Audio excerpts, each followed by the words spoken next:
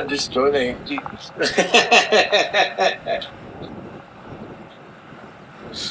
Okay, just got to mention Max McRae doing so well. He didn't DNF'd in the first race, but he's obviously pedalling around on John Hamilton's bike, and he's actually got a reasonable start, but not as good as who was that came from the second row? No, I think that was Mark Hayo with the colourful leathers. Oh, okay. Well, he made a bullet start. Yes, it's going to be interesting to see how Andy copes with this first lap and finds out how this wet front tyre will behave. Yeah, I mean, if there are any damp patches, he's going to be the man to watch as he pushes through those. And looking at the times from the last race, there must be some damp out on the circuit, I think.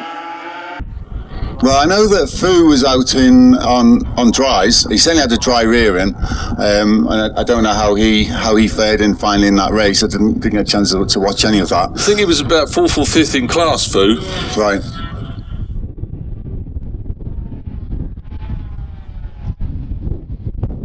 Just waiting to see who comes out of Agos in the lead here. That looks like Max. That looks like Max McRae's taking the lead here. You should be able to tell by the crash helmet.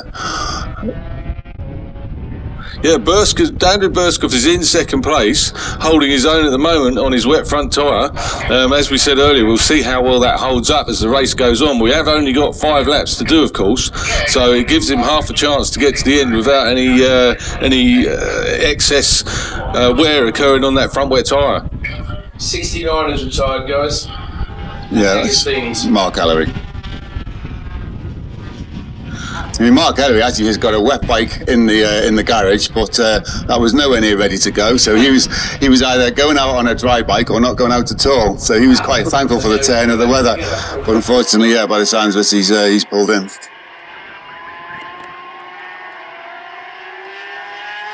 Right, where are they? So here they are. They're coming round Corums now.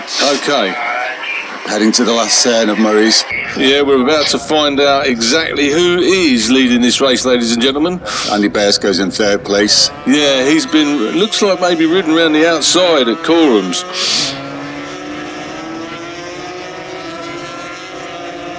As they come up the start-finish straight, it is Max McRae, closely followed by Paul Whitby, who's alongside him and actually outguns him into the first turn, but Max McRae's holding him off there. Yep, Andy Bears going 3rd, and it looked like, I think that was maybe Mark Hay again, making a move on the outside at turn 1. So Alan Cooper making a slow start, but maybe he's just feeling the conditions out here, just to see what he's got to deal with. Yeah, I mean, my experience of having a wet front on a dry track is it will start to move around a bit more. You'll feel that movement, and it can be sort of off-putting at first. Disconcerting, yeah. Until maybe you start to get that feel and that reference point with it, and you know that it's moving, but it's not going anywhere. You've still got the grip. John Hamilton, your bike, if you're listening, it's a right tear up with Max McRae on it and Paul Whitby. They are going hammer and tongs into Agos. And it looks like Max has got the better of Paul at the moment. We'll see what happens when we go out onto the back straight, because Paul's got like one of the quickest bikes in the YPM class. Well prepared by Andy Ball at 2T Engineering. Yeah, that's right. It looks like this is currently a Whalen versus Ball competition. The tuning battle, let it commence. I can see Len on the pit wall there. He'll be excited to see that what Max is doing and hold the lead on this race. And I don't think Paul Whitby has actually won a YPM race either. He's been with us since sort of 2012 or something. So he's been here a few years. Well, that surprises me. I thought Paul had won a race, but you know more than me, Pete. As you're I'm not a great statistician, but I'm pretty sure he hasn't. He's come close. He has come close. Well, he's as close as he's going to get at the moment, because he's got about 3 or 4 bike lengths between him and Max McRae, who's going to come across the line now to take to finish the second lap. Let's see what the lap times are like when we come across the line. Yeah, and we're in the 2:16s now. So we're a couple of seconds off where we were in the last race. Obviously, Andy Bursko is still in third place with that front wet tyre doing a 2:18. That's pretty good. Yeah, I mean, at the moment, is that gap to 4 seconds back to third place from second? It's 4 seconds, you're right. Yeah, so if these two guys can just stay up the front there, and Andy Bursko keeps that lot behind them, it definitely will be a full-on fight for that first and second between these two guys. I'm just looking to see where they are, and Max is still holding that gap over Paul Whitby. Yeah, they're definitely holding station, aren't they? And the same goes for third and fourth, really. Andy Bursko is going to have to fight all the way to the end if he wants that third place pot. Yeah. And Paul Whitby has made up loads of ground on the way out of Agos there. He's halved the gap.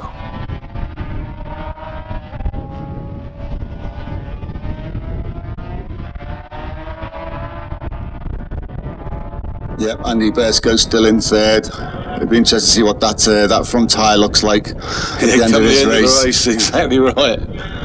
There's a nice little battle there for 4th, 5th and 6th, and that would appear to be between Alan Cooper, Dave Ball and Mark Hay. Jeff Mook can't be that far off there, actually. That might be them I was just looking at, actually. Hay, Mook and Dave Ball. Yeah. Not necessarily in that order. No, and so we've got Mark Hay in 6th place. He's leading the Clubman race at the moment, and the rookie Tom Ridley is currently in 8th, in 2nd place.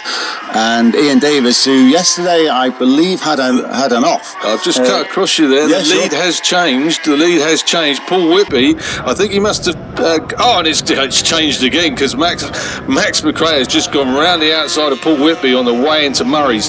What a good overtake that was.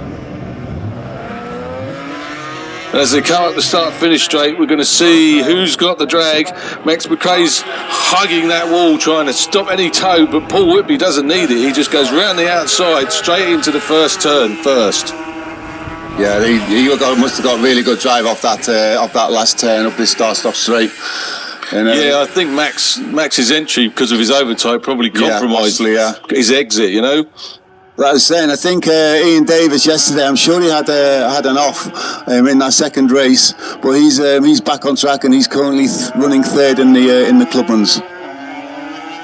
Yeah, and by the looks of that, he's a couple of seconds quicker than the people behind him, and he's about a second and a half slower than the guy in front of him, so he could be in line for a sort of lonely race, but we'll see as things pans out.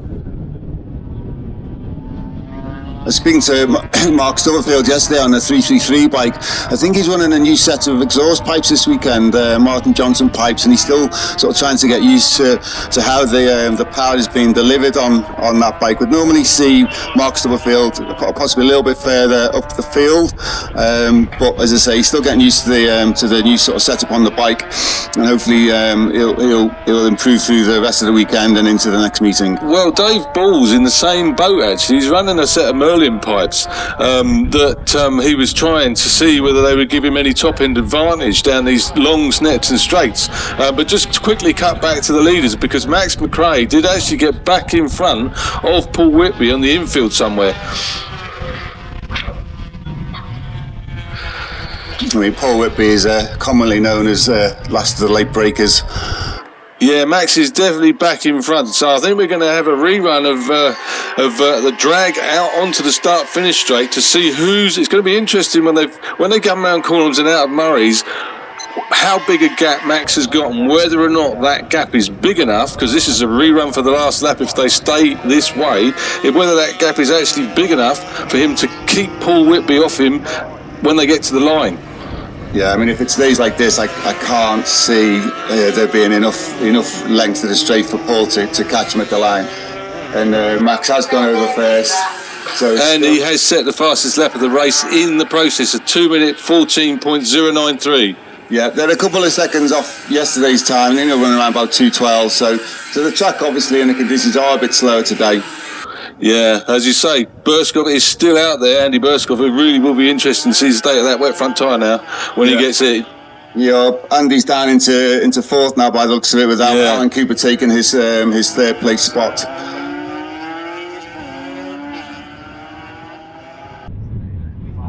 It'd be interesting to find out from the riders where, in fact, the track has been a little bit sort of susceptible. Is there been any wet patches at all around there to cause them any concern? Well, like you said earlier, it's probably down that end of the circuit, isn't it? Just under the bridge and round there. Yeah. There's still a really healthy gap at the moment. Not too big a gap between first and second for Max McRae to relax, but if he can maintain that gap right the way around to the exit of Murray's, then he could take the win. And John Hamilton, wherever he is, will be a very happy man, and so will Len Whaling. Yeah. I'm sure John will have his feet up somewhere in his country retreat up there in Oxfordshire. I think we've just got to wait now. We've got to wait for them to come round onto Corums. I can't quite see where they are at the moment. Yeah, they're not in sight at the moment. Yeah, right, here they come. They've just come out of the bomb hole. Sorry, the entrance to the bomb hole. They're just going into the entrance of the bomb hole, coming out now. Yes, here they are, coming onto Corums. Yeah, this looks like Max in the lead. And I think Len, his fingers are crossed. Yeah, he's grinning from ear to ear. Looks like he's bouncing up and down in the pit lane. He is. Max has just got one corner to go and he's just come out of it. He's coming up the start-finish straight. He has got a big enough gap to do this. He's going to take the win on Len Whaling's bike. Paul Whitby is second. That is a brilliant ride for Max. Max only jumped on one of these TZRs at Brands Hatch this year on the club bike. Absolutely superb. What a rider. Whoa. This guy's 6'4" tall and you would not believe it. He folds himself onto that TZR like he was 5'9". Absolutely superb. What a rider. Yeah, there was a great scrap for third actually, just taken by Cooper off a ball at the line because they literally came along side by side and he got that by half a bike length. There you go, Len. Len's got his arms in the air. That's brilliant. There's a happy man. What an achievement. Superb. That's Abby Marshall, who's Max's boyfriend with her. Yeah. And girlfriend even, sorry. Yeah, Abigail, who runs around in